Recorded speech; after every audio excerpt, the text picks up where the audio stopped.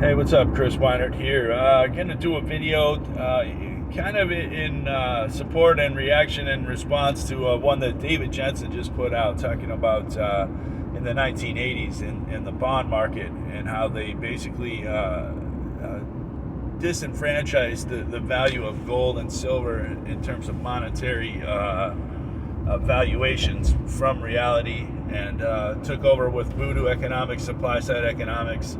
These are words I'm using, not him, but basically he's telling the same story about Greenspan when he comes into the Fed and they just start printing money. And I'll even go a little bit of a step deeper where he's talking about the bond market, and the Rothschilds taking over the bullion market.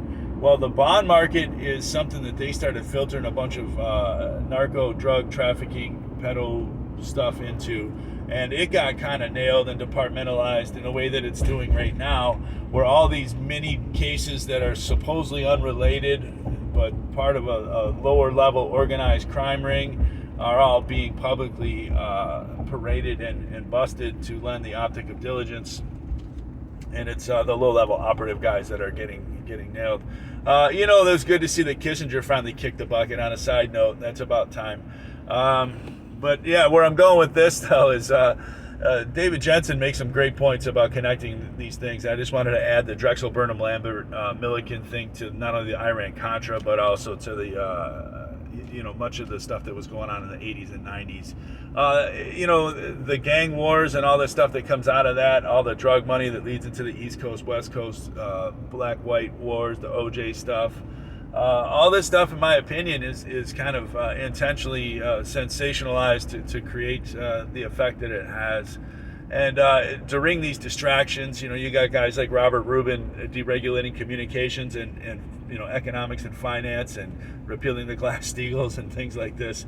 Really, really bad in terms of speculative investments for what should be sound banking houses.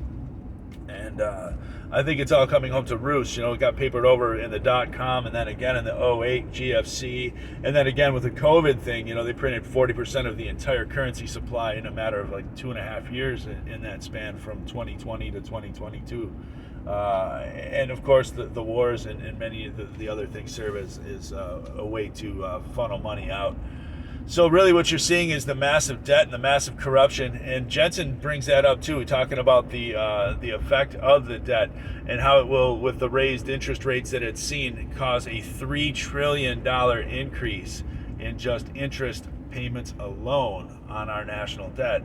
So you're talking borrowing, another 2 to 3 to keep the government going and keep these guys in their corruption circles and their insider deals and their kickbacks to these other countries, Ukraine, Israel, whatever. Well, now you factor in that too, that needing to be borrowed or put on the tab.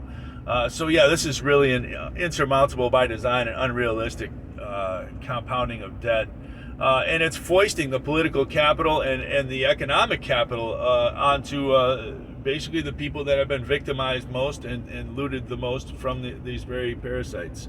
So hopefully this gold and silver thing will bring an end to the speculative bankers and to the fiat, formerly fractional reserve usury. And hopefully it will start to bring out honest money and fair value of wages and labor. And certainly I must also add to the argument that much of the subsidized DARPA tech and surveillance stalker money, as Jensen puts it, has been developed on the expense of these multi-trillion-dollar tabs that we have every year, and subsidized completely by your own tax dollars and your own debt. So at some point in time, how are we still paying taxes to this? How are they still in $35 trillion plus and counting $7 trillion a year now in debt to just maintain what they have going on somehow? And you just have to come with the simple answer is corruption and just flat out asset stripping. And when you see it that way, you kind of put together what's going on. I think, Jensen, these guys got it. He's a Canadian, so he's pretty polite, but he's also working through some tight windows in terms of censorship, so I understand that you got to kind of get your voice out. So, yeah, it's crazy stuff. I mean, I guess we all are if you really think about it. And that's what I'm saying. I guess truth doesn't really need to behave in such a manner. It shouldn't have to tiptoe around and sneak around in the dark, whisper through the streets. This should be something that is what it is, and instead of it being snuffed out, it should be spoken and at least discussed in honest dialogue. And I don't see any efforts to really do that. And you can tell just from that they have no interest and nothing but contempt for you, not only for stealing your wealth, your brow sweat, your land, your labor, your love, and everything else, but also for trying to go after your kids and your parents in a way that they have, and victimize them and turn generations against generations. This is a long going thing, and they put a lot of money into that, and we got to really stop buying into it and stop paying for it, more importantly. My 2 cents. I'm going to put the link for the Jensen video in the description. Hopefully it gets through, and you guys can check him out over there on Gab.